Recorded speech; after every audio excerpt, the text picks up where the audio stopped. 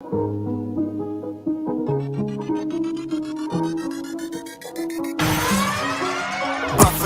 Buffalo, Buffalo, Buffalo, Buffalo, Buffalo, Buffalo, Buffalo, Buffalo fanatics, Buffalo fanatics, Buffalo fanatics, Buffalo fanatics, Buffalo, Buffalo, Buffalo, Buffalo, Buffalo, Buffalo, Buffalo, Buffalo, Buffalo fanatics, Buffalo fanatics, Buffalo fanatics, Buffalo fanatics. It's the Rico Report knocking at your door.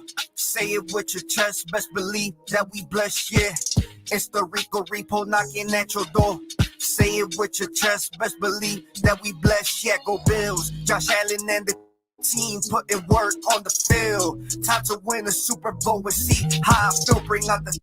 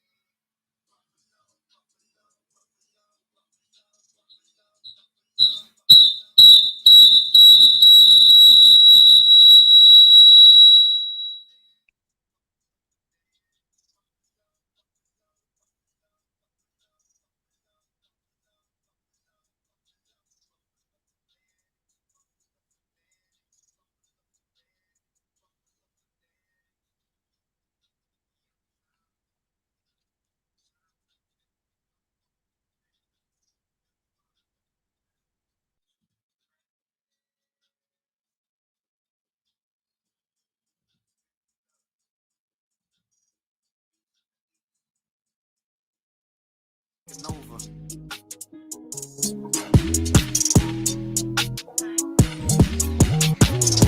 Ladies and gentlemen, it's your boy back at it again. Welcome to another edition of the Rico Report brought to you by the Buffalo Fanatics. How are we doing this Tuesday evening? Yes, we should be celebrating. I'm messing my damn playlist, messing y'all up. Now, how crazy is it? This should be the week that we should be elated, celebrating that the Bills are going to the Super Bowl, but we're not. The Cincinnati Bengals are. Congratulations to the freaking Cincinnati Bengals. Cincinnati Bengals are headed to the Super Bowl. How crazy is that? Now, a lot of people will be saying it'd be crazy because the Bills are going to the Super Bowl and how nuts and how wow, it's about time. And those are the storylines that should be happening this week. But it is not. It is not our turn. It is the turn of the Cincinnati Bengals, and well deserved, right? Those are like teams like the Cleveland Browns, Cincinnati Bengals, the Buffalo Bills. Like those three franchises have had some ups and some downs. You feel me? You got to give it to them. Man. Good for them. Good for them. And I'm gonna get into a little later on in the show because caption is in the thumb. Could the Bills have learned anything from the Cincinnati Bengals? And quite frankly, yes. Yes, they should have. Now, we're not going to get into that right now, but because we got to get into some extracurricular things that are happening right now around the league. And let's get right into it, man. Brian Flores, former Miami Dolphins coach, former coach of the New England Patriots, is suing the NFL for discrimination, systemic discrimination, and rightfully friggin' so. Rightfully so. I mean, let's keep it a buck. If we're gonna keep it a buck, this whole Rooney Rule bullshit is crap. We all know it. The league knows it. The players know it. It was so bad that minority coaches weren't getting hired. They had to put a rule in. Hey, owners, y'all are messing up everything, and y'all are messing up the game. So you're forced to hire to actually interview a minority before you make your hire. How terrible is that? That's awful. If you guys think this is small, this Brian Flores thing is small, it's not small. It's a big thing. It's not some positional coach that's getting upset. No, this is a pretty damn respected coach That's saying enough is enough, and I'm ready to fall on the sword if I have to, because this is some straight BS, and it is. Look around the league. League is what, 75% black. We're good enough to play in the league, bust our tail off. You know what I'm saying? But we can't. We're not good enough to coach. We ain't good enough to coach. Man, that's some craziness. And granted, there are some bad candidates out there, black, white, or indifferent. You feel me? But there are some damn good coaches out there that are just not getting the opportunities. Why? It's a fantastic question. It's a valid question. Ain't nobody got answers. You know what I'm saying? And it's terrible. Now, whether true or not, fabricated or not, and I haven't seen anything that said it was fake, but I'm like, listen, there's so much fake stuff going on the internet. You're never sure. You're never so sure. But allegedly, somebody say, yo, love Rico, love the truckers, hate Trudeau. Hey, we ain't gonna touch that, man, but I feel you. I'm with you. Anyway, let me get to it. This is it's ugly for the league. And what makes it uglier for this whole thing, right? Anytime that an allegation is made, you don't just shoot it down, especially if you're a big corporation. You do the whole, you know what I mean, the generic, we take these things seriously, we're gonna investigate, and we'll get back to you with reports or whatever the hell you do. Right? No. Here comes the NFL. There is no merit to this. What? The same league that forced the Rooney Rule, the same league that says you have to look at interviewing a minority first before you make your choices, is now saying, oh, there's no merit to that. You didn't even investigate. You didn't even look into it. You just cutting it off just like that. And this is the very problem. The very problem, man. It's a shame. Very good freaking minority candidates out there for great jobs. What was this, like 9? There were 9 vacancies. 9 vacancies. How many black coaches have been hired yet as head coach yet? I haven't been keeping track as who's been hired yet. I know there's some. I've seen there's GMs. What, Ryan Poles is one of them. Kwesi, I can't remember his last name. Minnesota Vikings, 2 GMs, 2 minority GMs. It's fantastic. That's awesome. Honestly, out of 32 teams, that's awesome. You know what I'm saying? That's awesome. We're working on getting one guy in Denver, Colorado, is trying to buy the Denver Broncos at $4 billion. It's craziness, but we're getting there. But anyways, the point is, these allegations are freaking serious, and they should be taken serious, and not, there is no merit to that bull. Get the heck out of here. Ain't nobody buying that. And I hope Flores, I mean, it sucks because the man loves to coach, but the allegations are crazy. Your GM, your owner, offered you $100,000 for tanking games. Yo, I need you to tank all them games. I'll give you $100K. Where's the integrity? Yo, as a coach, I'm trying to win. Who's to say I tank all these games? Right? I tank all these games, and you go ahead and draft some bull. And then I get fired 2-3 years later, when I could have really fought my tail off. It's about doing the right thing. And Flores did the right thing by coaching his tail off as best he can, got some wins. I know it looks ugly, but at the end of the day, those players are the ones looking at you like, all right, what are we going to do? They don't care for that. We got to tank and get. No, we want to win. I'm trying to get coached. I'm trying to be nice. I'm trying to be good. So Flores is doing his job. Coach him up. No, I'm going to give you $100K and lose every game. Fuck that. Pardon me. I said I wasn't going to cuss in 2022, but yo, this is some nonsense. And then the whole Bill Belichick text message. Now, I don't know if that's true, but let's just say it is true. You're going to sit here.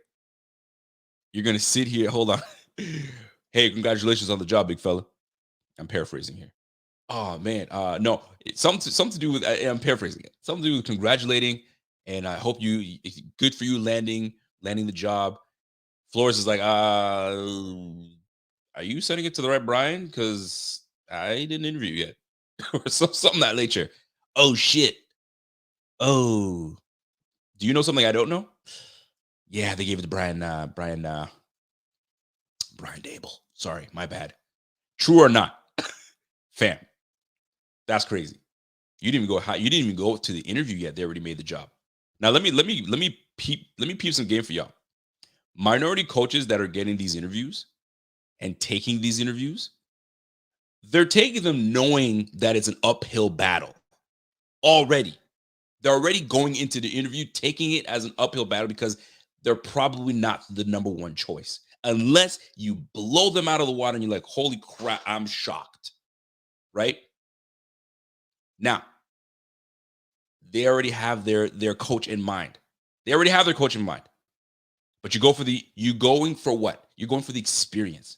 That's what it is. These guys know they're not going to get the job, or they're going into it not knowing that I'm already in an uphill battle. So story of our lives. There's a lot of times we got to go uphill battle when you look, fuck, I'm in a situation where I'm like, I got to do twice as good, twice as effective, twice as efficient, so on and so forth. And here we are. Here we are, already knowing that you're in an uphill battle. And you're like, all right, I'm just going to do it anyway. Prime example, coach for the Texans. He knew the Texans job was a dumpster fire. No starting quarterback, no franchise quarterback. They dumped everything. The Texans were a hot mess. Hot mess. Hot mess. He took the job anyway. Why? Because it was more personal for him. Hey, I want the job because I'm going to do my best to these guys. But my father got to see me be the head coach of an NFL team. That was what this like a lot of these minorities are coaches are going through. Sometimes it's personal. It's a personal thing for other people. And on top of that, you want to do your best with that opportunity. And he did a damn good job with the Texans as best as can.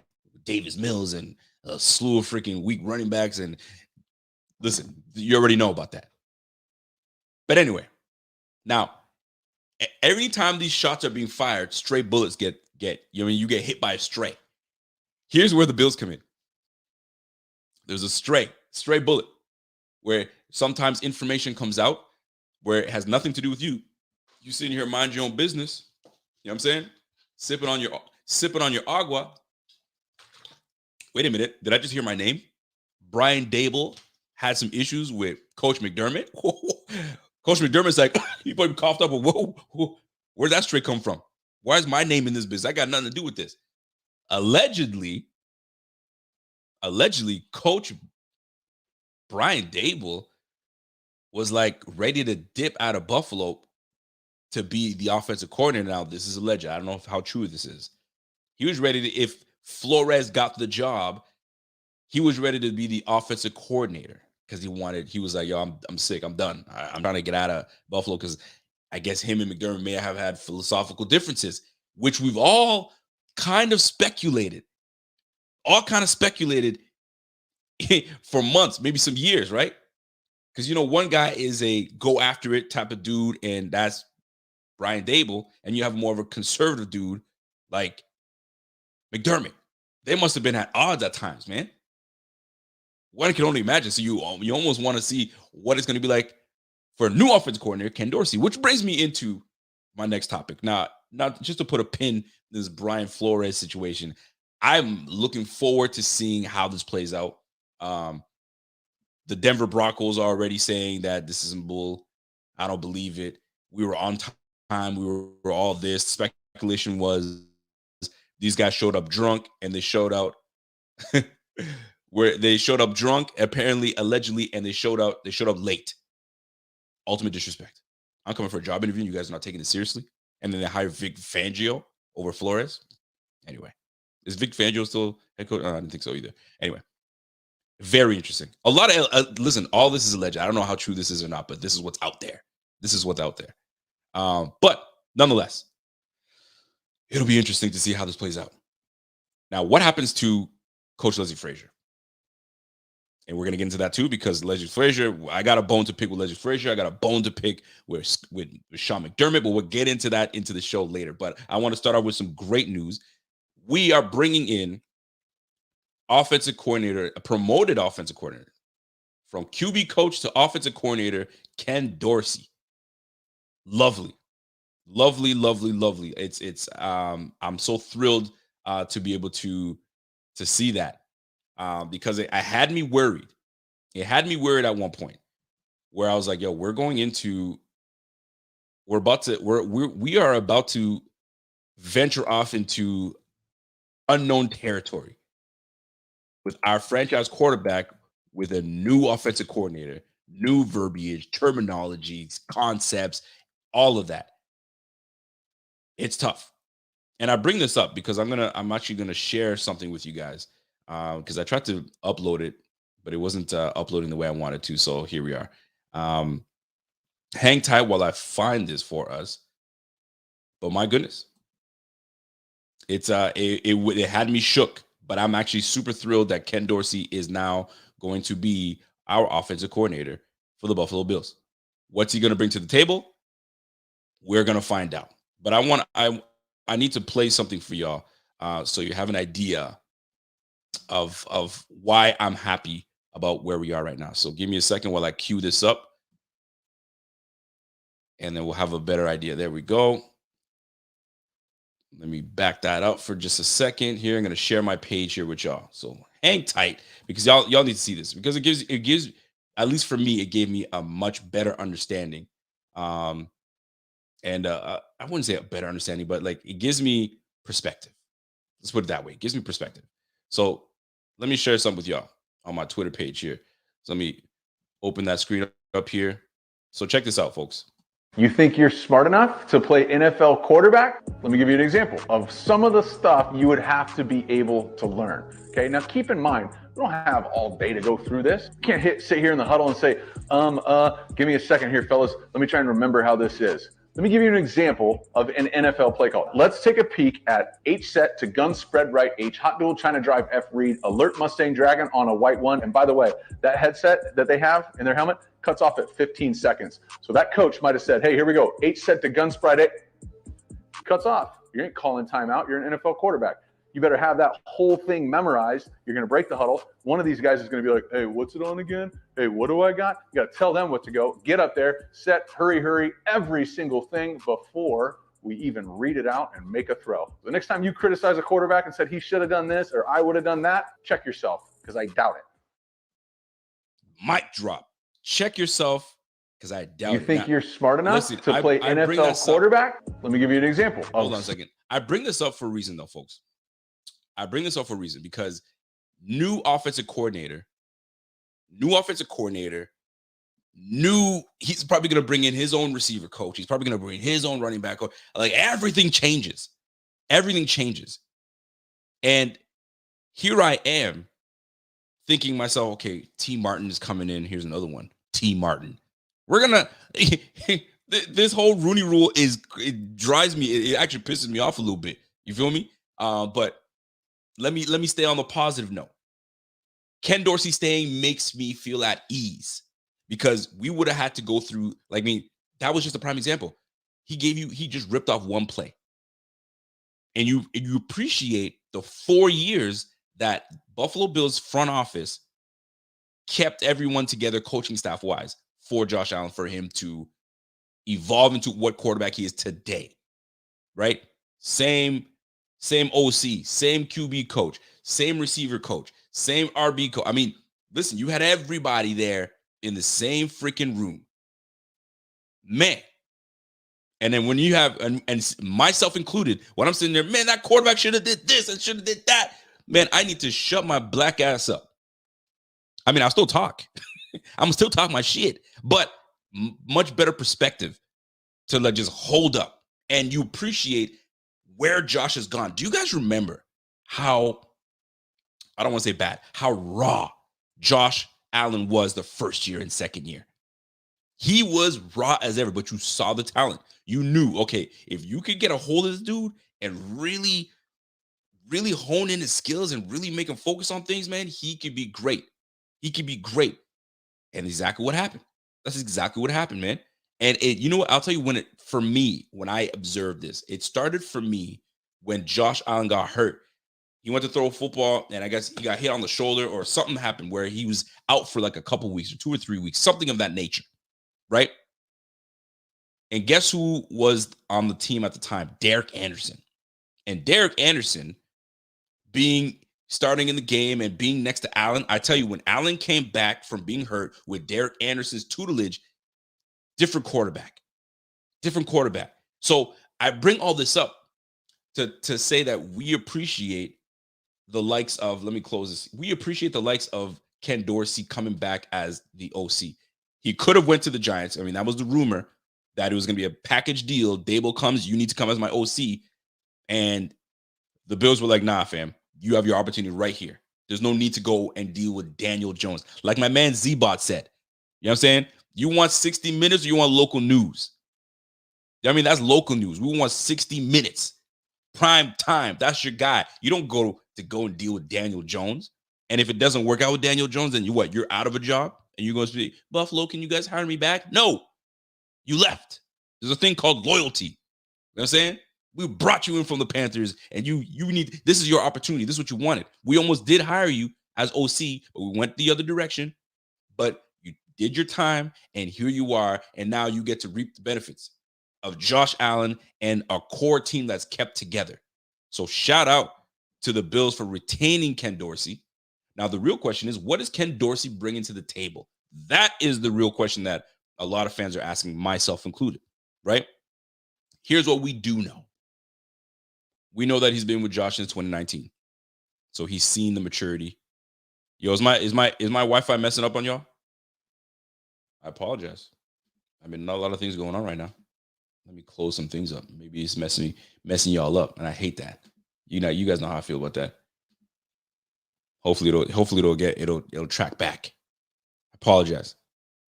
But here's what I'm trying to do here. I'm trying to explain to y'all like what does it mean for Ken Dorsey being our OC with Josh since 2019. Knows Josh inside and out.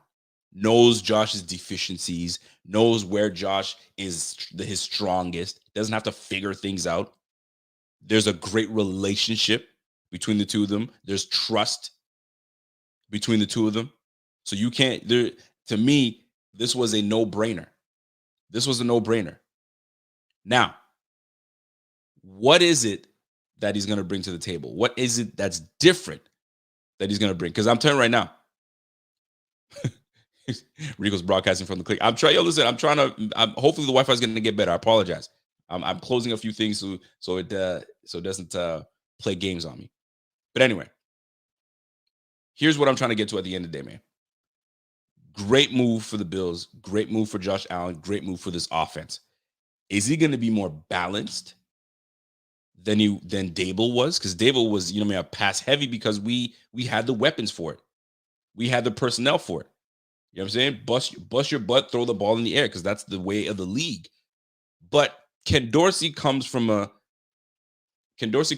organization, Panthers, in the good old days, where you had a two-back system, you had some solid receivers, and you had a big quarterback, big arm, athletic. I mean, you went from Cam Newton to Cam Newton 2.0. You know what I'm saying? The nice version, the young version, you know what I'm saying?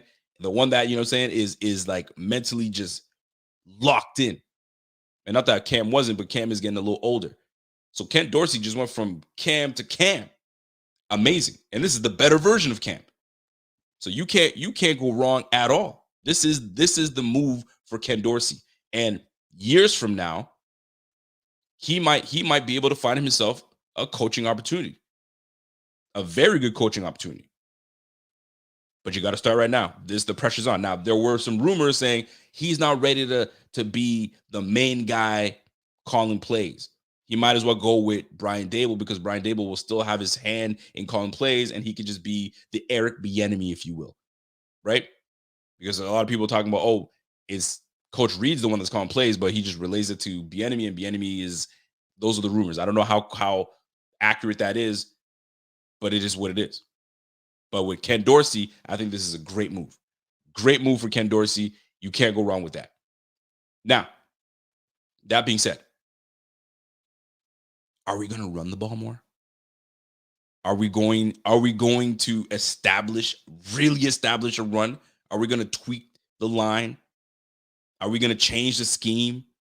Are we changing anybody in the coaching staff? Bobby Johnson's gone. Bobby Johnson decided, I mean, I don't think we were going to bring him back in the first place because I think his contract was up. So he was like, yo, I might as well just go with Dable. Dable was like, yo, come through. So hopefully we get something. We get something out of whoever we hire at that O-line that can really change the game. Because obviously Bobby Johnson wasn't elevating these guys. And you sitting on Ryan Bates this whole year and putting your boy Feliciano in and putting like, come on, fam. Like you got to put the best guys in. And we'll see how that plays out. Ken Dorsey, welcome. Congratulations. You got a tall task ahead of yourself. You got big shoes to fill because we've had a freaking damn good offense the last 2 years, strong offense. So I hope this keeps up. I hope this keeps up. Yo, is my Wi-Fi really messing up, y'all? Maybe Rico needs supporters. AT&T smacking that commercial. Yo, hold on a second, man. I tried to mess. Everything seems to be on point. So I don't know what's going on, fam. All right, let me close this up. I swear, after I put that video up, that's what messed me up, man. I apologize, folks. But here we are. Anyway, show must go on. So now that we got that out of the way, Ken Dorsey, congratulations, big things. I'm looking forward to it very much so to see what this offense is going to look like. It's actually exciting. It is actually really exciting. I wonder what draft picks are going to be like. That'll be interesting on its own. We'll see how that plays out. We really will. Before I continue, I know there was a super chat that came in, so I gotta respect the super chat gang and scroll on back up. Hopefully, I can scroll far enough that I can find it. Yes, I did. Shout out to my man Johnny. Johnny comes in with a super chat and says, "Yo, I feel bad. I feel this bad mojo with this lawsuit and with Sean. I don't know all the details regarding the Bills. Should we be worried about our culture? Nah, Sean's got it. Sean's got this culture down pat, man. I'm not stressing. I mean, I think he's pretty like straightforward. He's been straightforward from the jump. As soon as he got to Buffalo, man, he let you know exactly what was up. So I don't think he's going to switch up on us all of a sudden. It doesn't seem that's his model. He doesn't do that type of stuff. So we'll see how that plays out. Somebody said your team is bad when you're getting sued. Yo, that's a mess. The Dolphins are a mess over there. The Dolphins are a mess, but we drop that. We'll get into it another time. But yo, it's craziness. It's crazy what's going on, man. Lawrence Daniel says, yo, I've been watching you for a minute and you are finally reading my comment. Appreciate you, Lawrence. I got you, fam. All right. So let's get into it. All right. Cincinnati. Congratulations, Cincinnati. You guys showed me something in this game that made me like I was ready to be cool and go off into the, into the offseason and just prepare and go from there and say, hey, you win some, you lose some, all is good. Right. However, I have a problem with how we played this game. Now, I always had an issue, but I was like, hey, you win some, you lose some, man. Our quarterback did what he was supposed to do. But then when I really went back to watch this game and to see where we went wrong, oh, man, it stirred some things up in me. First and foremost, Joe Burr is nasty. That boy is a quarterback. He is that dude is legit. He's a legit quarterback, man. He did it in high school. He did it in the collegiate level. And here he is doing it in the NFL. Second year in the league. Was it second year? Tore his leg up last year. Came this year. Killed the damn game. Jamar Chase is helping him out. T. Higgins is helping him out. Joe Mixon is helping him out. There's so many things that these Bengals have taught me. The question is Coach McDermott, you got me wanting to say damn it and Dermott. Is Coach McDermott learning from watching these other teams play the teams that you can't get over the hump on, right? And the Bengals should be the team that you're watching. Why? Because the Bengals took down the Titans. We lost to the Titans 2 years now. The Bengals took down the Chiefs. Although we beat the Chiefs this year, these guys beat them twice, right? We had the same opportunity, but we failed. Why? Key things on the defense. Key things on the offense. But let me get into it. Because I was like, yo, I'm ready to get this shit going, man. So here's the deal. Here's where my main problem lies here, right? I went back to watch the Bills game again. What a game. Josh Allen is a freaking menace. You know how we freak out when Pat Mahomes scampers for first down. We're like, oh, we had him. Boy, were these freaking Chiefs must have been pissed off and saying, somebody get a hand on Josh Allen. Problem is, he's a big boy. Good luck. If you try to tackle him, he will run through you and you will be concussed. Ask that safety, Mr. Ward, I think his name is Mr. Ward, he had to take some time off because he tried to tackle Josh Allen. You try to go low, guess what happens? He will hurdle you. You go low, he goes high. It's just what it is. He's just that good. Now, watching this game, so impressed. I'm watching. I'm like, man, this guy is great. So I'm like, where was our problem? So in the Bengals game, I'm watching the Bengals game, and I'm watching Hendricks, Hubbard, you know what I'm saying, DJ Reader. And these guys were a keyword, and we've talked about this multiple times. Disciplined. These guys were disciplined. They knew, and whoever the defensive coordinator is, I can't pronounce his name, he had a great adjustment and game plan for these Bengals against these Chiefs. Let him come back to you because he's going to move around and do all this BS. Stay in your lanes, contain, see where he's at. He'll come back and lay in your lap. Just keep going. So I'm watching this game. I'm watching. These guys are get upfield, stop where he's at. He's scrambling all over the place. They come right back to him, right? Or he's throwing an errant pass, or it's a completion. Who knows, right? I go back to the Bills game. I'm watching Mario Addison run all the way wide, pulling a Jerry Hughes. What are you doing watching Jerry Hughes? Mario Addison's going all the way wide, leaving a huge gap for freaking Mr. Scamper to run for 60 freaking yards or whatever he did. Multiple times, time and time and time and time after again. And then there was one play that I'm watching, and I was like, no way. No way. Check this out. I hope I have the right clip. Watch this. You know what? That's just still not showing up yet today. Here's Hardman. Takes the handoff. Oh, somehow they missed him. He dives, and he scores. So I watched that play. I took that clip, not because of the rush. It was the hustle, the lack of hustle. Were y'all that gassed? I know that you were tired, but were y'all, there's one person that stands out to me. And I'm not even trying to trash this player. There's one player stood out to me. Actually, multiple. Milano stood out to me. Edmonds stood out to me. Freaking Addison stood out to me. Look at this play again. I wish I could slow it down for y'all, but try to pay attention. Look at this. You know what? That's just still not showing up yet today. Here's Hardman. Takes the handoff. Oh, somehow they missed him. He dives. There's no reason we should have allowed this. There's no reason. When you really watch these games again, man, you're like, come on, fam. Could we learn something? Oh, you bet your dollar. You bet your bottom dollar we can. Addison. Listen, this is not the first time Addison's done this. There's multiple times this guy's whiffed on a tackle. Lest I remind you, the freaking Hale Murray. You had my man, little skimper legs, dead to rights. Dog legged you.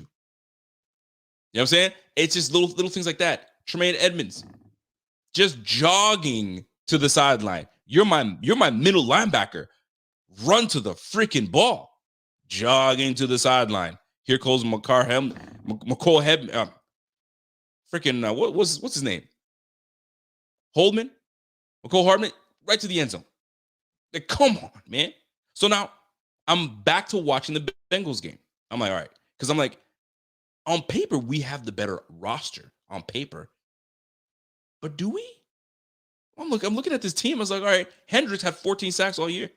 I saw this guy hustling, just stopping and coming and jacking the guy up, making Mahomes uncomfortable. All guys followed the assignment. Us, willy-nilly, no gap integrity, no assignments, just letting mans run all over the place. Man, oh man, changes need to be made, and I know exactly where. I mean, I'm guessing exactly where. I don't know because I'm not in the locker room. I'm not with the coaches. I don't do all that stuff, right? But man, hold on. Somebody said, dude, stop bashing No ILB can keep up with that fast receiver. Always such BS. Did you even play football? Man, you almost got me to say, man, shut your ass up, but I'm not. I'm going to respectfully answer your question. So you said, Stu, stop bashing. Did you not watch the same clip I just showed you?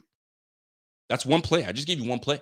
I'm only speaking on that very play. I'm not saying that this guy's terrible all game long. No, not at all. That play. Dude, stop bashing. No ILB can make up with that fast receiver. I'm not just talking about the ILB. That's how sensitive you are. I named 3 players. I named Milano. I named Addison, a lineman, and Edmonds with the dreads jogging. Okay, that dude should have been tackled in that mess, but we let him sneak through. How? I don't know, right? Always such BS. Did you even play football? The question is, did you even play football? Ray. All is good. You're forgiven. You're forgiven. Some of these cats, man, I swear. You're forgiven though, kid. Now, it's just disappointing when you see that and you're like, come on, fam. Come on. It was the most glaring thing for me was the discipline that the Bengals displayed. And we did not. We did not. And the Bengals did a hell of a job, man. Hell of a job. Kudos to the Bengals, man. They deserve that shit. They came back down 21-3. They deserve that shit. Good for them. Good for them. Now, so to see Rico going all out, man. Yes, we play football, Ray.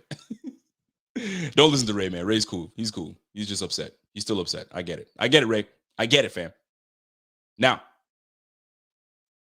here's another thing. Tying this all in. Where do we make our changes? Where do we make these adjustments, right? I'm watching the Bengals game once again. Because how could you not pay attention to these things? Because we just played them.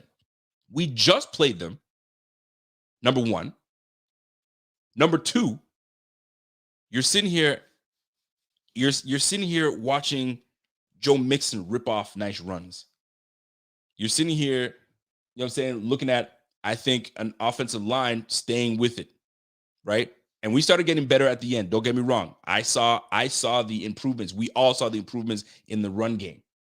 But it was just clear when you have a number one back on your squad, it just makes a difference because Joe Mixon's run near the end almost pretty much iced the game, right? Little things like that, man. So it got me thinking. Where is it that for us to be able to compete, not only with the Chiefs, the Titans, the Bengals now, like, what do we need to do on this team in this offseason to and I'm going to use renovate. That's the key word I'm going to use because we're renovating. We got to renovate some more. I've used this before. I'm going to use it again. We got to renovate. We've got to renovate. We have a beautiful home. Foundation is key. We got a great foundation. You know what I'm saying? The lawn looks great. But there's a few things we got to change because up the street, there's a really nice house. And they keep winning House of the Year on the block, right? Every year they're just winning it. And we're always close, but there's always something missing. This year, maybe it's we gotta freaking renovate the pantry. Is the pantry we have to renovate? What do we have to renovate here? Right? Because this is what I feel that's what we need. Renovate the pantry, get some new food in the pantry. Because I look at some of the stuff that we had in the pantry was a little outdated. And it just didn't, you know what I'm saying? It didn't hit. It didn't hit. So Jerry Hughes, 11 plus mil, something like that. My man gave us 2 sacks. We had Butler on the squad, diddly squad. No impact. Mario Addison led the team with 7 sacks. Kudos to you. You're one of the older cats. You're one of the veteran cats on the team. And you're the leading sack artist on our squad with 7. With 7? Man. Renovation. The Bills need to renovate. That's what we need to do. That's what we need. We need to listen. The siding is what it is. Is the color? What's wrong with the siding? Are we allowing too much wind in it? Like, what's going on? We need new shingles. Help me out. Is the driveway cracked? Maybe we need to repave the driveway instead of paving it. Let's do interlock. Something. We need to lift this house up with some key things to better this house, aka this team. Where does it start? In the freaking trenches. Defensively in the trenches, 1,000%. I'm not sold on Epinesa, man. I know this is year 2, going into year 3, and year 3 sometimes, guys take a big jump. I hope he does, but really he didn't show me too much. Here's another observation I made, right? In your opinion, folks, talk to me here. Who's our best lineman on the team? Honestly, who is our best lineman on this team? Who would you say is our best lineman? Overall, our best lineman. Who is it? I asked myself that. I'm like, who is our best lineman? Is it Ed Oliver? Is Ed Oliver our best lineman? Is it Greg Rousseau, the rookie? Who's our best defensive lineman? Excuse me, defensive lineman. I apologize. Is Ed Oliver our best defensive lineman? Folks, I apologize. My stuff is like, I don't know if wifey's up there doing whatever the heck she's doing, but it is what it is. I can't do nothing about it. I ain't no tech. I apologize. Really, I do. You guys know it drives me insane when this stuff happens, but I've learned to not get all flustered and pissed off. It's just what it is. Apologize. If you must catch this on the audio podcast version of it, I'm sure it'll suit you much better. I hope. Ed Oliver was probably our best lineman all year, right? Thomas Sweeney says Oliver, but he's still undersized for his position. You damn right he is. So we spent all that money on this D-line, and that's our best lineman, and there's nothing wrong with that. He's our first round draft pick. But like you're trying, if you're like me, you're trying to figure out who's the guy that I can depend on. Who's that dog on the team? Who's the dog? We didn't have no dogs on the line. We didn't. That kills me, man. That kills me, bro. I'm telling you. We got to stop this mess. Like if you're gonna invest in this team, man, y'all, you gotta start really putting the money in where you need to put the money in. I don't know, man. It's bugging the heck out of me. Jerry Hughes, Mario Addison, Butler, Epinesa, freaking Boogie Basham, rookie, Star Latule, Obata, like, and here's this is the thing I want to get to. I asked that question. I asked this question. I asked the question because I was looking at rotations. I was looking at percentages of players that play on the teams and what they do and what's happening. So I started looking up other teams and seeing how often their best players are on the field. And I was actually entertained and shocked at the same time. Right? Where are my damn screenshots, man? There we go. Perfect. So I'm looking at the Epinesa. For instance, I'll give you Epinesa. Let's try Epinesa for a minute, right? Week 1 to all the way to week 18. His highest percentage he was on the field, the highest percentage was 51%. He was on the field for 50% of his snaps in the game. I'm like, okay, that's Epinesa though. That's fine. It's whatever. It is what it is, right? So then I'm looking at Sam Hubbard. Let's go to the Bengals. Sam Hubbard. Week 1, 87%. Week 4, 88%. Week 5, 83%. Week 9, 92%. 85%, 94%, 91%. Week 16, 100%. Right? Team snap percentage, 80%. You put your dogs on the field and you keep them there.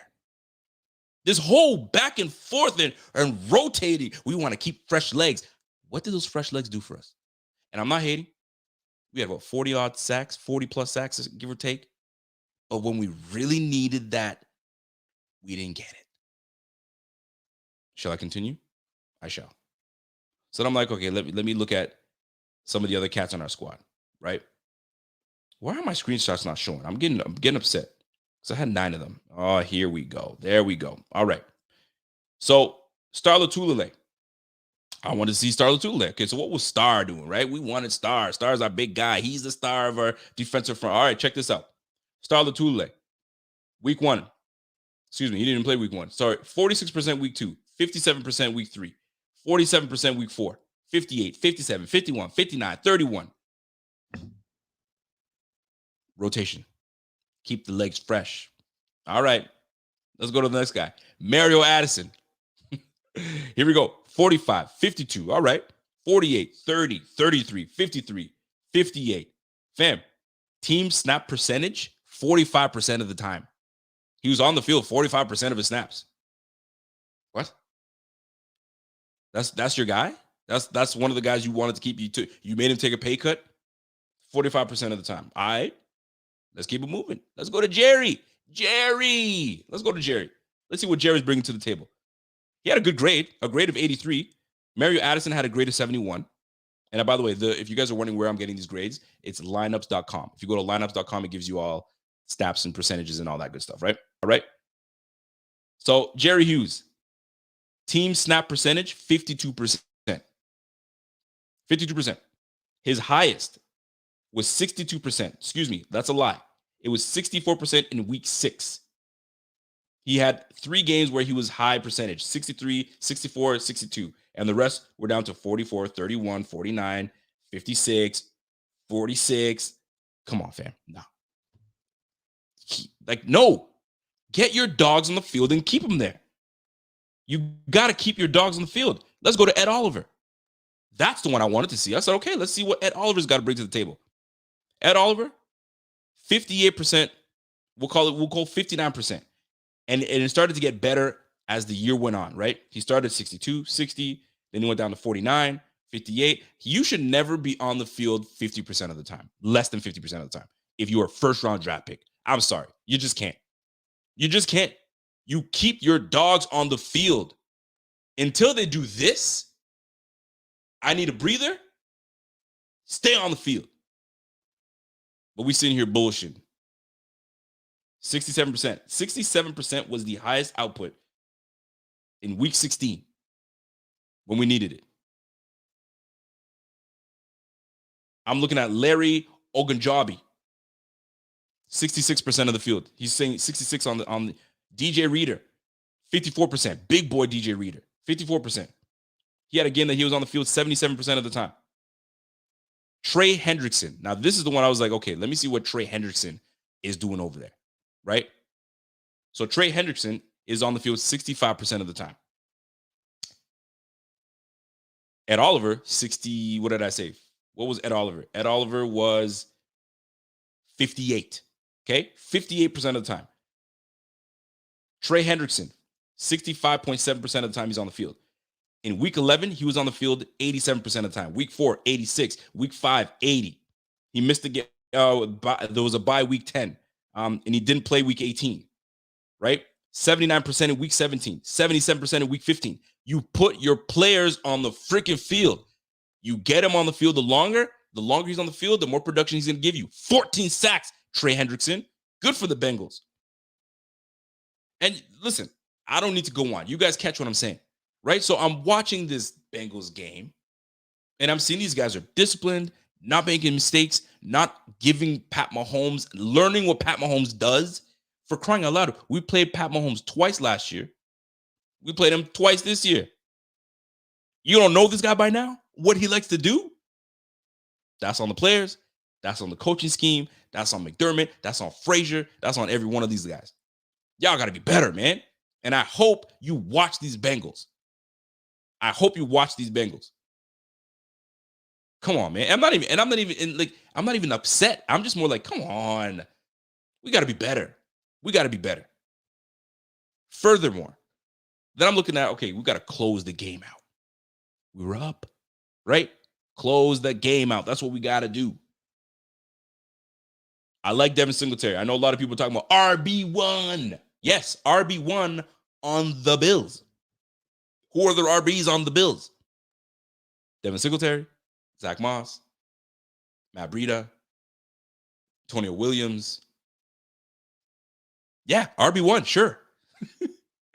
But fam, I'm looking at this. We just need to be better. There's so many places we got to improve. We've got to be better. And I'm debating. I'm like, dude, should the Bills even be looking at RB, or should we just focusing on? Yes, you damn right. Don't stop until you get what you freaking need out of that RB damn position. I like Devin Singletary. Don't get me wrong. He came on heavy, right? What he had, like 800 yards rushing this year. Love it. We ranked, and I was curious. Where did we rank as a rushing team overall? We were quite good. I think we were like a top 10 rushing team. Top 10 rushing team. And we had one of the best rushing quarterbacks. Then I'm like, hold on a second. Let me remove Josh Allen's rushing statistics just to see where we stand. Let's see where we are. 763 yards. I think we rushed for, we had like 2,300 yards rushing, 22 and change. I took away Josh's yards. We are 1,400 yards. Then I went to see, okay, where does 1,400 yards just strictly on our running backs? Where does it place us? We were third from last in rushing the football. All right. Just to give you context. Then I'm like, okay, there are other teams that have quarterbacks that run the football. So let me go to a team that primarily uses their running backs only. Let's go to the Colts. Colts had like 2,500 yards rushing. Then I'm like, okay, Carson Wentz is fairly athletic.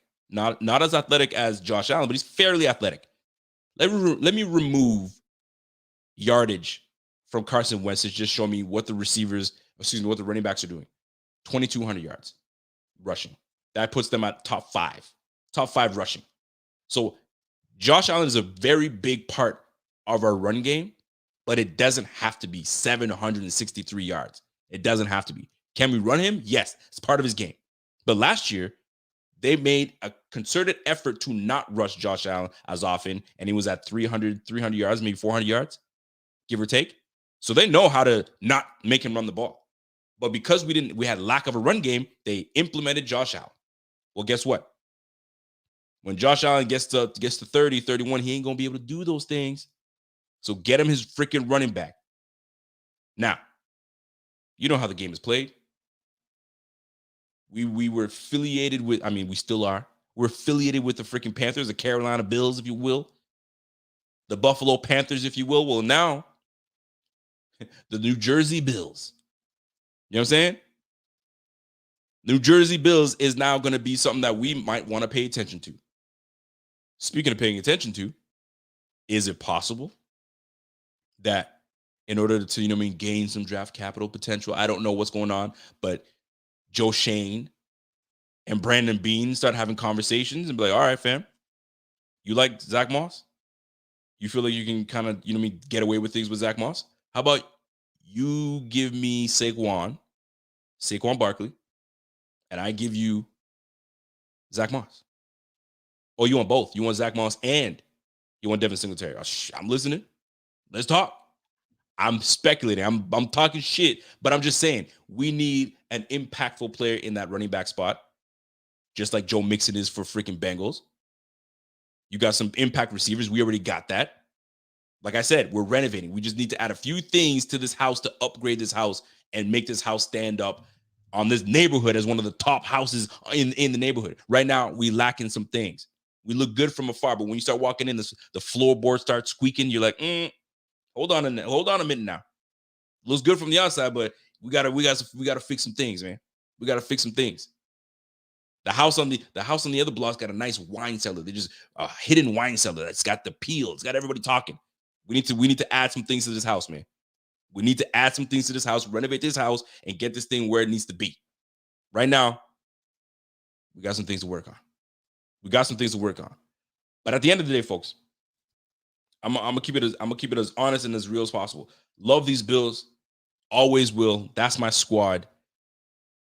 But at the same time, man, you got to start. You like Coach McDermott, fam. Like, let your dogs be on the field. Let your dogs stay on the field. Because I guarantee you, man. And first of all, find your dogs. Number one. I don't know if Epinesa is a dog, but I mean, we're gonna see in year 3. Year 3, we're gonna see a lot out of Epinesa. I'm gonna tell you like this though. Greg Rousseau is gonna be something nice. Greg Rousseau, and I think we all know that. Greg Rousseau is gonna be something nice. He was a rookie, man. He hit that rookie wall, but once he starts learning the ways of the NFL, he could be our Mario Williams. He can be. I don't know if he's, you know what I'm saying? He filled out like Mario Williams, but he can be our Mario Williams. He could be our Bruce Smith. We will see. Because that's what we need. We need some certain ingredients in order for us to really do our thing, man.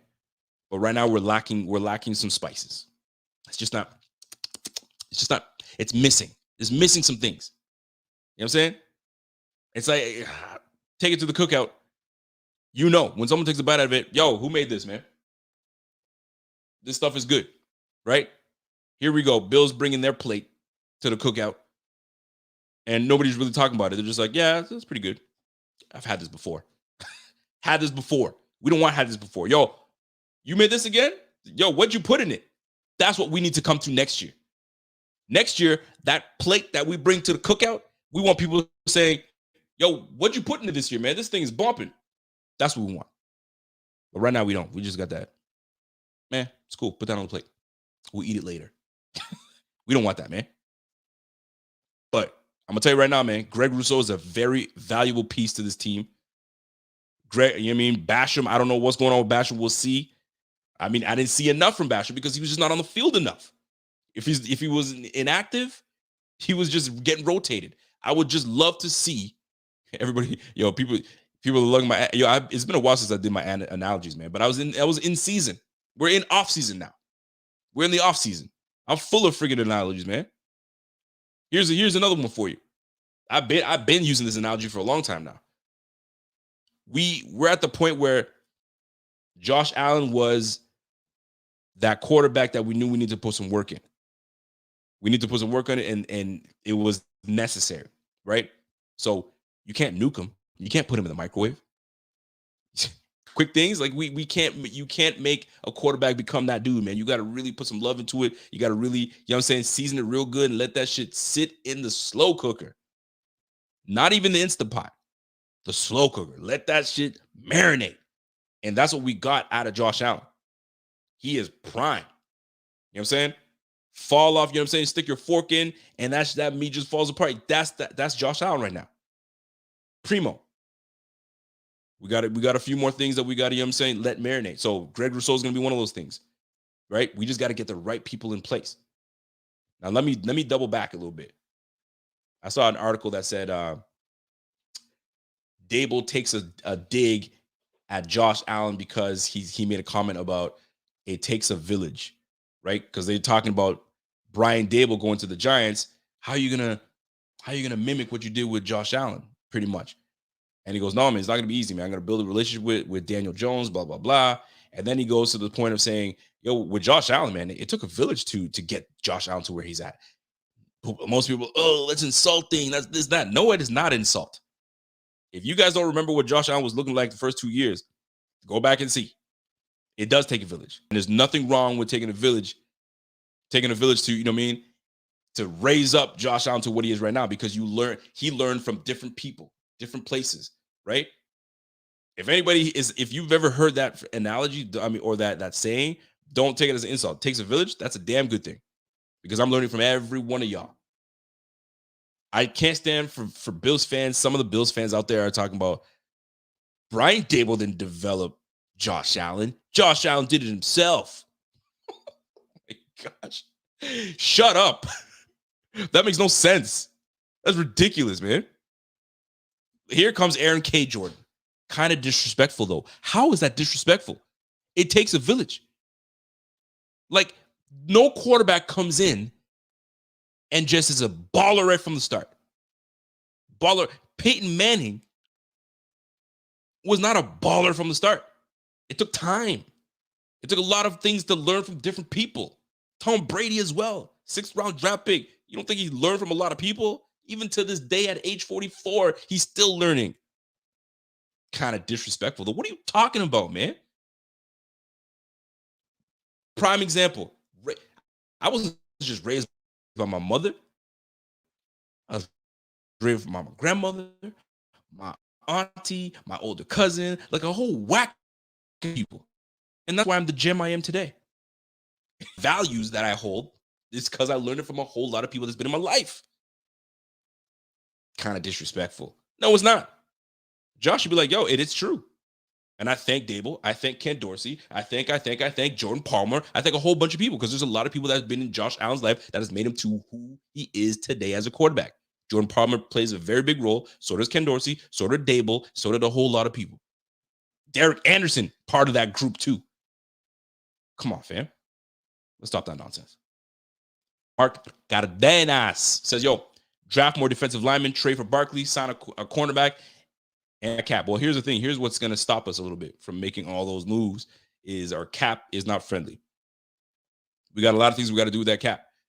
10 mil. I think we're sitting at 10 mil. So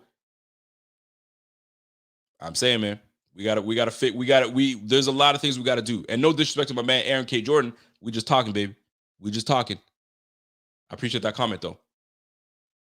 Somebody said for me to reboot my router. Fam, I'm not going all the way upstairs to reboot the router and do all that bullshit. You feel me? But nonetheless, it's going to go in and out. So I apologize. I don't know how many times I got to apologize, but here we are. So recapping. At the end of the day, folks, we got some things to do. It was an eye-opener. The Bengals really did their thing against the Chiefs. They neutralized them. They doubled up and took away Tyreek Hill in the second half. They only allowed the Chiefs to score 3 points. If you really think about it, these guys have two strong weapons, and a good little run game. 2 running backs that can play. 3, actually. McKinnon is in there too. We are at a point where you can't get away with mediocre in key positions. I can't say it. I can't say it enough. You can't. We're just getting away with just a regular, you know what I'm saying, okay running back. No. Not at all. Look who's going to the Super Bowl. That'll tell you. Mixon can play. Perrine can play. There's no ands or buts about it. Go to the Rams. Akers can play. 2nd round draft pick Akers. Sonny Michel, he's okay. Henderson can ball. Great run games. I don't want to hear the dime a dozen for running backs. Well, there it is. Dime a dozen. Come on, man. Let's improve, man. Our window is still there. A lot of people are doubting this window. Our window's gone. I'm crying. The window is absolutely there. And why the F open? Because we got 17. And the core players are still around. I don't know what we're crying about. The future's still bright in Buffalo, baby. We just got to learn from our mistakes. And we somewhat did in the first matchup against Kansas City. But that's the regular season. They were a different team then. So were we. But man, oh man. Man, oh man. 743. Who raised that damn Wi-Fi, bro? I don't know. Canadian Wi-Fi, bro. This is what it is. Is it storming outside? Maybe it's just, I'm going to blame it on the storm. It's storming outside. That's what it is. I'm looking like 6K TV now. We good now? I'm looking like 6K TV. Yo, you're a fool. You guys are a fool, man. Chris Matlock says your window is wide as hell open. Other teams will get better, and we will too. You damn right. The parity is strong. Man. Mickey M. Yo, Rico, looks like Josh got his guy. Our new OC is going to light up that field. I'm still worried about DC. What do you think we should really do? P.S. Chiefs give pick 6 in 13 seconds. Go fixing his mistake. Yeah. Go. Yeah. Look at that, huh? 13 seconds, y'all give the ball away. It is what it is. But that 13 ain't going to hit. Even though, listen, I'm going to tell you, man, I'm at work and I'm doing a few things. True. I got to watch the time. I'm at work, right? And I was like writing something down, and 13 came. And instantly I was like, damn. Somebody's like, yo, what's wrong with you? I was like, nothing. Just something, when you remember things, I just remembered something. And inside I'm dying. The amount of times I have to write 13, 1, 3, 3, 1, the numbers 1 and 3, it's killing me. It's killing me, people. I'll be texting my phone. Boom, boom, boom, boom. Right? I'm from Ottawa, right? And area code in Ottawa is 613. Yo, I see that all the time. Fam. It's killer. That 13 is gonna sit with me for a minute. It's gonna sit with us forever. 13 seconds. Until we win the damn Super Bowl, it's gonna sit with us for a minute. Unfortunate. Very unfortunate. But it is what it is. It is what it is. But we've got some things to do in the offseason, and here's my plan. I mean, there's going to be plenty of videos coming forward to let you guys know what's happening, what we're going to be doing. Zebot and I are going to be putting some videos out, and we're going to,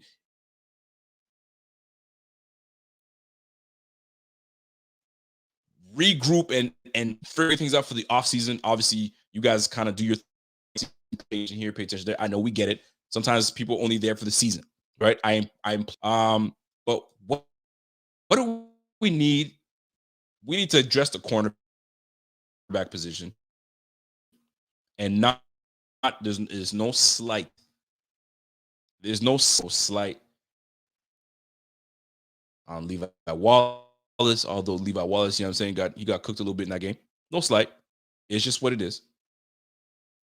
But at the end of the day, man, we got to address the cornerback room, must. And not just some average guy. Yo, get yourself a dog. Get yourself a dog, man. A guy that will travel, you know what I'm saying?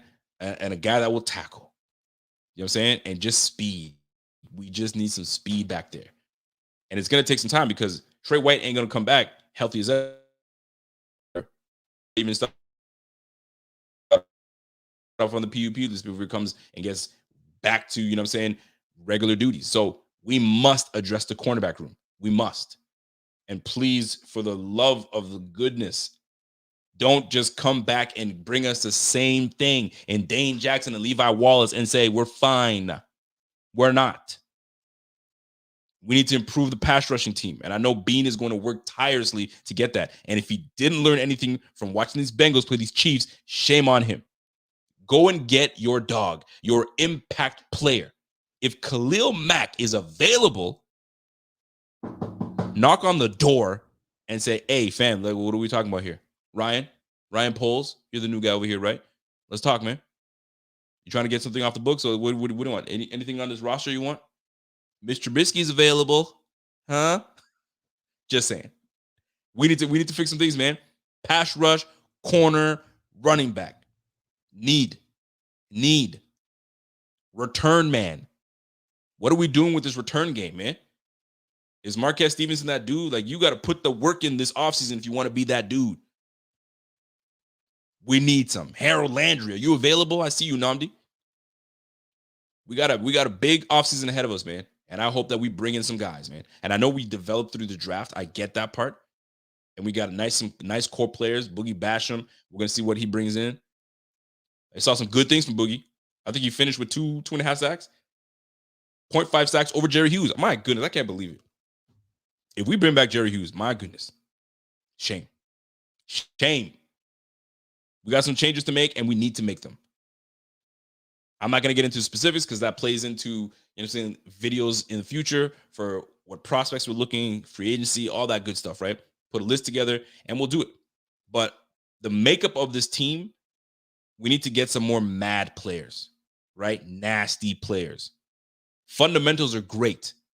Love fundamentals. But we ain't the Utah Jazz from the 90s, okay? This ain't freaking Jeff Hornacek.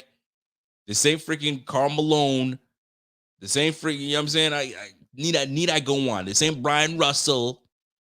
I mean, we don't want the fundamentals is cool, but we need some nastiness, man. We need some dogs. Go get them dogs. You know what I'm saying we need some barks, man. We don't want a yelping dog. Yeep. That's what we've been doing. We've been yelping all year. Yelp. No bark. You know what I'm saying? And with the bark comes with the bite. And we didn't bite nobody, man. Here I go again. Anyway, folks, recap, if you will. Flores, I hope that situation, clears itself. But it's not going to. So we got to get used to this nonsense that's going to be going with Brian Flores. I'm with Brian Flores, man. Yo, call every last one of these guys out. Call them all out. That's it. Like, listen, you want to call them all out, air it all out, blow the whistle, do what you got to do. Something's got to change. Somebody made a freaking amazing comment. It starts with ownership. Get more minorities in ownership in owners' positions. Change the game. But they're gonna block that shit as much as they can. So here we are. So, folks, before I get out of here, man, I'm trying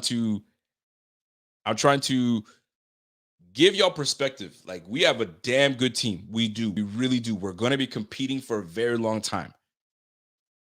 The AFC East is forever changed. Who knows what's going to happen with the Miami Dolphins? Are they going to have to give up points for tampering? You know what I'm saying? They were trying to get Tom Brady. Get a meeting with Tom Brady before you could even do it. Like, there was a whole lot of speculation out there and there's a whole lot of allegations out there. Who knows what's true? But the AFC East might be so damaged that we might run this thing for a minute. So we're always going to have that window wide open. Josh Allen is as hungry as ever. He unleashed, he unlocked another level of dog in him. He unlocked another level of dog. I think that's the only dog on this team that we got. Him and Stephon Diggs, like, you can see that they're hungry, they're nasty, they want it. I'll put in Dion Dawkins a little bit. Poyer, big time dog. I'm gonna put Poyer in that bitch Poyer is a dog. That's it. That's the only dogs I know I can see, man. I really hope that we come together, we add the necessary pieces, and freaking the Bills are in the Super Bowl next year, the year after. We got to do it, man. But we got to add more dogs, man. More bark, no yelp. We yelping too damn much. Let's get some bark in this bitch. And that's the way I'm gonna leave it. So, that being said, folks, it's been great. I love to be here on longer, trust me. But I got, I got to go and make the bacon, if you will. And I got to handle my business, man. So, do we have a great team? Yes, the heck we do. We just got to, renovate a few things, and we'll be back to it. We'll be back to it. Brian Flores, do what you got to do. Get after them. Air them all out. Put notice on them. Ken Dorsey, congratulations. You got a big job ahead of you, man. Because not only do you have to maintain the offense, and I want to say maintain the offense, I mean the level of efficiency with this offense. You got to keep that up. That's number one, right? And now you got to tweak it so it doesn't look like the old Brian Daboll offense. It's got to be the Ken Dorsey offense. So all eyes are on you. How are you going to change it? And are you going to make it worse? That's another question. Are you going to make it worse? Is it going to be because a lot of times this is what people are talking about. People are talking about, I don't know if he's ready to take it, because if it slips, if it doesn't do what it's supposed to do, they're going to say, did they make a big mistake by taking Ken Dorsey? Did Brian Daboll, avoid a big problem, right? Or you can wash all that away and tweak this offense to the point where it's nice and balanced. You ask for what you want. If you feel you need a top tier back to help out your quarterback, so be it. I've also seen people say, well, if we bring in a top tier back, it's going to take away from what Allen does. Allen, lest I remind you, is a dog. He will get his no matter what. He will get his no matter who, no matter what. He's a quarterback. That's what he does. He slings the rock.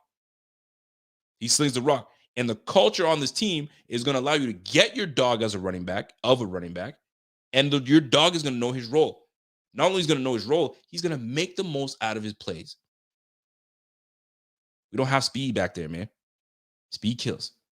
Speed kills. And you guys saw it firsthand against us. Tyreek Hill absolutely ate us up because we were playing shook. We were playing shook and we weren't playing aggressive. And it showed in the fourth quarter. Man. But I'm not mad though. I'm not mad. All lessons. All lessons. Not a loss. These were all lessons. We learned. We learned, people. We learned. I feel good. Sometimes it's therapeutic, man, to talk about these things. This has been bottling me up. This has been bottling me up, man. I'm glad I got this off my chest because there's going to be a lot more this offseason. So please tune in, click that notification bell if you want to be able to catch your boy, catch me, catch my man Z-Bar, catch my guy Clay. I don't know what Clay's going to be breaking some film down. I mean, there's some collegiate athletes out there. There's some college prospects that might be great for the Bills. We're going to see, man. We're going to break some shit down, man. So do me a favor, smash that like before you get out of here. If you're not following, follow us on all social media platforms. If you're not following me on Twitter, hit me up on Twitter. Bang, right here. Boom, boom, boom. It's Mr. Rico _BF. I talk my shit on Twitter. I try to have fun. That's what it's all about. Don't take shit too serious. And keep it moving, man. So we will catch you guys on the flip. We're going to alter the offseason schedule a little bit.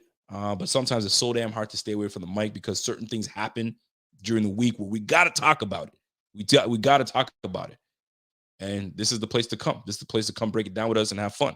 So we'll go from there, man. We're going to lose some players this year, man. We're going to lose some players I didn't think we were going to lose. And we're also going to bring back some players where you're like, why did we do that? Lest I remind you of Trent Murphy. That boy straight robbed the Bills. We got robbed 2 years in a row. If you think about it, Trent Murphy robbed our asses, and then Jerry Hughes robbed us. Shit. We stay getting robbed, man. We got to stop, man. We got to close the vault. We got to close the vault, man. Stop let our money just sit there and collect dust with some people, man. Just saying. Smash that like. If you enjoyed the show, throw your mics up. Put your mics up, up, and we go from there, man. Cincinnati Bengals, LA Rams. I'm sure I'll probably do a pre-show before that game. It'll be fun just to kind of talk about it a little bit. But that's going to be a good game, man. The Rams, to me, I think have the edge. Offensive firepower, I don't think they match well. But, I mean, who knows? I didn't think they matched well with the Kansas City Chiefs. I thought the Chiefs were going to take this one. I knew it was going to be a close one, but I didn't think the Chiefs were going to just collapse like that in the third. But great adjustments from the Bengals. But the Rams and the Bengals, that's going to be a good one, man. And the Bengals winning, man. Kudos to them. Good for them. Good for them. But Matthew Stafford would be great. I think he did fantastic, man. I swear, I saw a meme. Like, before I get out of here, I saw a meme. Do you remember watching 8 Mile when Rabbit is driving his old beat up and he's got the 3 brothers in the car? That's Jared Goff. Jared Goff pulling up with DeAndre Swift and all them cats in Detroit looking at the LA Rams like, damn, that could have been me. Well, Matthew Stafford's got that team locked and loaded and ready to go. So is it going to be the Rams? Is it going to be the Bengals? Two different teams, man. 2 different teams, but it goes to show you, go out and get what you want. Von Miller, boom. OBJ, boom. They didn't give a damn. They wanted to win the damn thing. So you got to do what you got to do. And they're there. I'm just saying. That meme got me, that had me laughing. That had me rolling, man. That had me rolling. So, ladies and gentlemen, that's it for me, man. That's my time. That's my great time. I appreciate y'all tuning in. You guys are always special. And you guys always keep me refreshed, man. You guys roasted me for my Wi-Fi. My Wi-Fi seems to be great right now. So, I'm assuming that wifey was watching Netflix upstairs, which should definitely not still happen. But I'm going to give her shit anyway and make her feel bad. And we'll go from there, folks. So, without further ado, listen, that's my time, man. So I appreciate y'all. And until next time, it's your boy. And I'm out. Y'all be good to each other. We'll be back at it. Any breaking news that happens, you know me, I'm gonna be jumping live. It's not me. It's gonna be my man Z-Bot. And we'll go from there, folks. So until then, peace out. Have a good night. Be great. Thanks for giving me you guys your ears. And if you guys are catching this on the audio podcast, I appreciate y'all too. And listen, man, catch you on the flip side. And until next time, it's your boy. And I'm gone. Let's go. It's the Rico Report, knocking at your door. Say it with your chest, best believe that we blessed, yeah. It's the Rico Report, knocking at your door.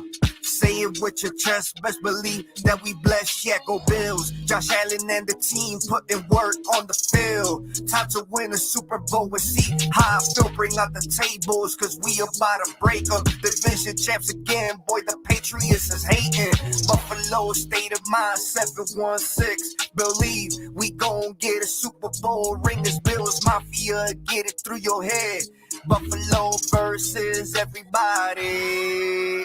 Buffalo, Buffalo, Buffalo, Buffalo, Buffalo, Buffalo, Buffalo, Buffalo, Buffalo fanatics, Buffalo fanatics, Buffalo fanatics, Buffalo fanatics, Buffalo, Buffalo, Buffalo, Buffalo, Buffalo, Buffalo, Buffalo, Buffalo, Buffalo fanatics, Buffalo fanatics, Buffalo fanatics, Buffalo fanatics.